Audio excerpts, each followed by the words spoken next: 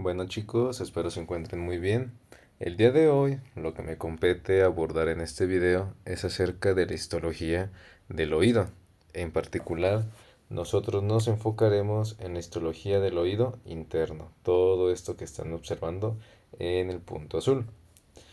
Pero me gustaría que antes que tuvieran este acercamiento a la propia histología del oído interno, quiero que tengan en claro que nosotros, como humanos, tenemos toda esta estructura a la que denominamos oído, ¿va que va? La cual se constituye de tres partes. Oído externo, que está delimitado hasta la porción lateral, ¿sí? De la membrana timpánica.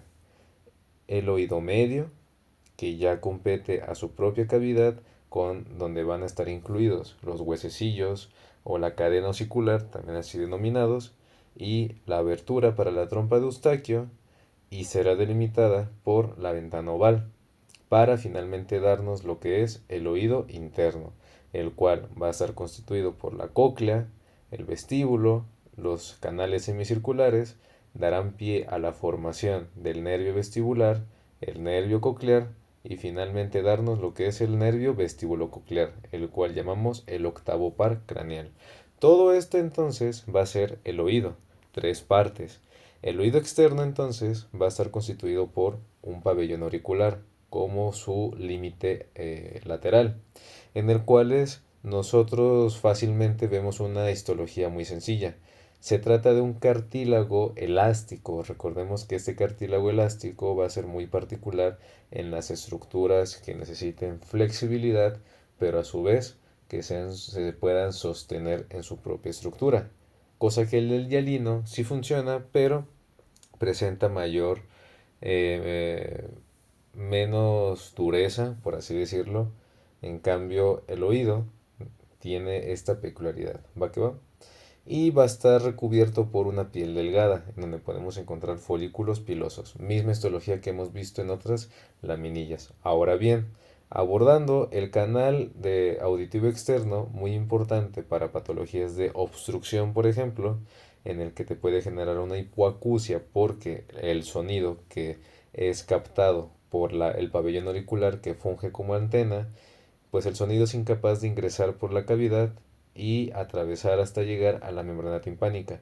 Si existiera aquí algún bulto que ocluyera el paso, esto sería prácticamente imposible o al menos su capacidad estaría disminuida, ¿ok? Pero, bueno, viéndolo desde el lado natural, desde el lado fisiológico, aquí tiene que estar libre el paso.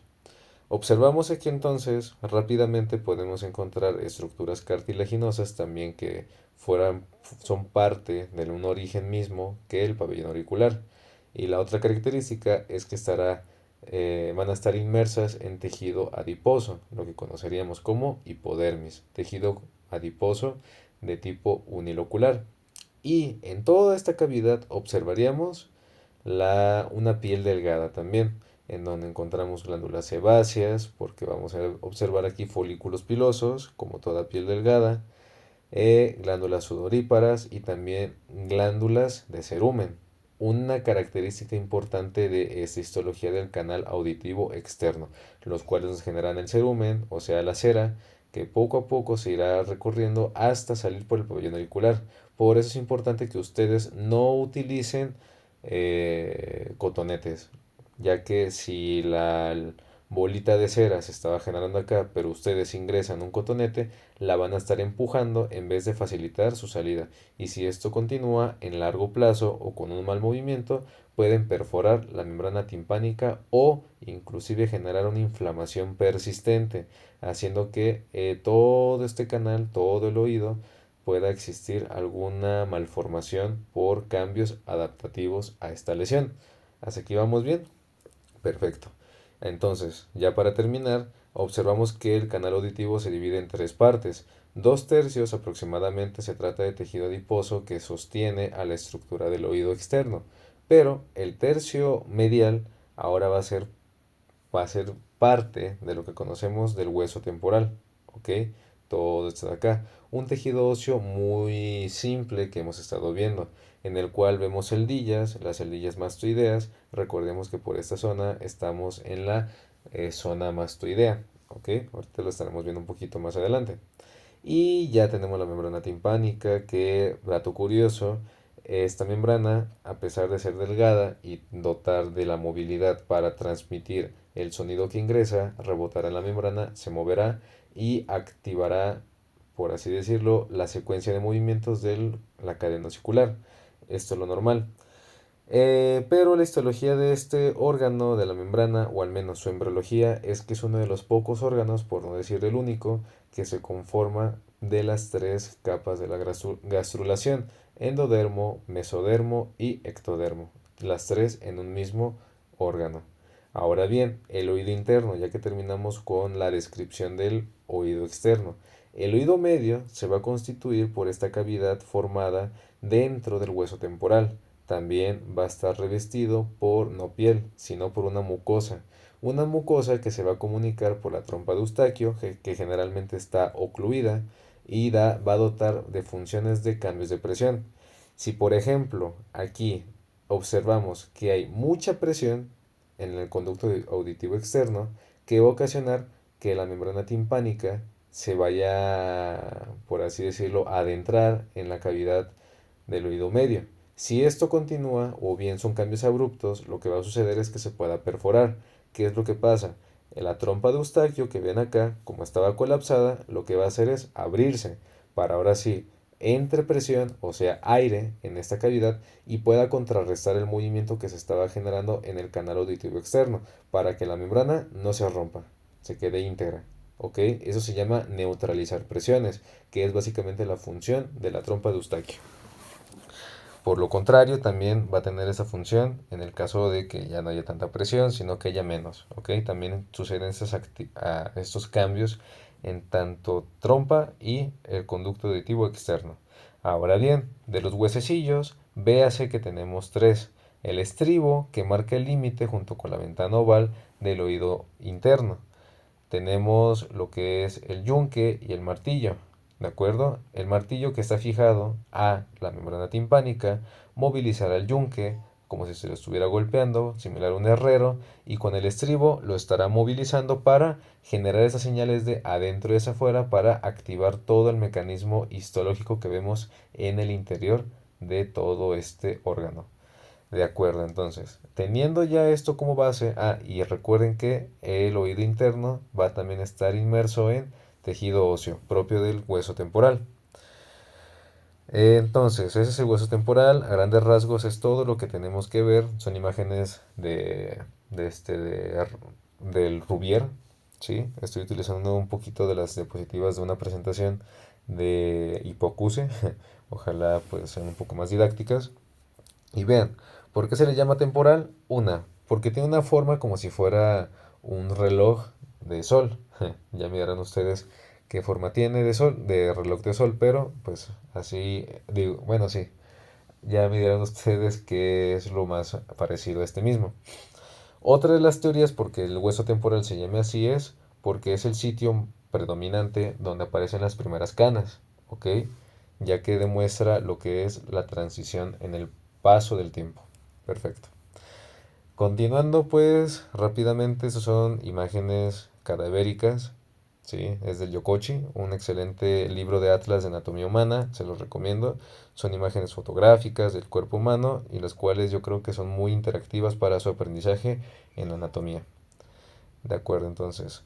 Rápidamente, la embriología de este hueso parte desde tres estructuras. Una porción escamosa, que ya ustedes vieron en la porción del adulto, en la imagen del adulto, que es la zona más grande y superior de este hueso, en donde tenemos la apófisis cigomática, que es la estructura más característica de esta zona. Esto viéndolo desde la porción embrionaria, esa es la porción escamosa. Luego tenemos la porción petrosa, que es todo esto de color rosita, y la porción timpánica. ¿De acuerdo? La porción timpánica más adelante será lo que dará pie a la formación del conducto auditivo externo y demás estructuras del oído medio, etc. La porción petrosa, nosotros aquí primero formará más adelante la porción mastoidea, que lo más relevante es la, la apófisis mastoides, que esa sucede ya en etapas más adelantadas de la infancia, vaya, pero estará dada por la porción petrosa. También aquí en la porción más media observaremos junto con la porción del hueso timpánico lo que sería su unión, la formación de las estructuras donde van a asentar tanto el oído medio como oído interno. Viendo esto desde su enfoque de una laminilla bueno, desde un ejemplo, un diagrama de órganos óseos de un bebé, o bueno, de una etapa embrionaria. Pero en las siguientes ya estamos viendo el desarrollo en el cómo va cambiando, van elongándose, van haciéndose mucho más, por así decirlo, van a abarcar más de lo que sería la bóveda craneal, haciendo su crecimiento, ¿de acuerdo? Hasta generarnos esa estructura, viéndolo desde una vista inferior, ¿ok? Ese es como debería estarse desarrollando el hueso temporal, ¿de acuerdo? Y ya es básicamente como a grandes rasgos a decir cada una de sus partes. Tenemos su porción escamosa ya en el adulto, que es todo esto de color de mayor zona, mayor área, ¿ok? Y que va a dar pie a denotar el recubrimiento del recubrimiento sí, óseo del encéfalo. En cambio, la porción mastoidea es algo interesante. Esto viene desde la porción petrosa.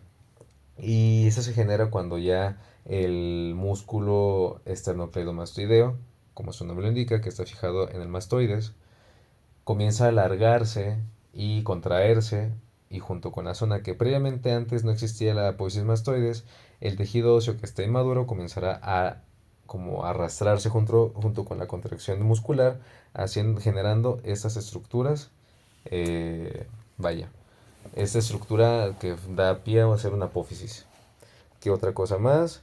Y la porción petrosa, que ya es todo esto que ven tanto en la cara interna como en la cara externa del hueso, que fijará a la porción mastoidea y también da pie a la base de la porción escamosa. Bien, eso es entonces lo que nosotros podemos tomar en cuenta de la anatomía para no perdernos en la descripción del oído interno. Tengan en cuenta esas características para que no se vayan a perder. En unos momentos entonces continuaremos con las distintas características, ahora sí enfocándonos en el oído interno. Muchas gracias.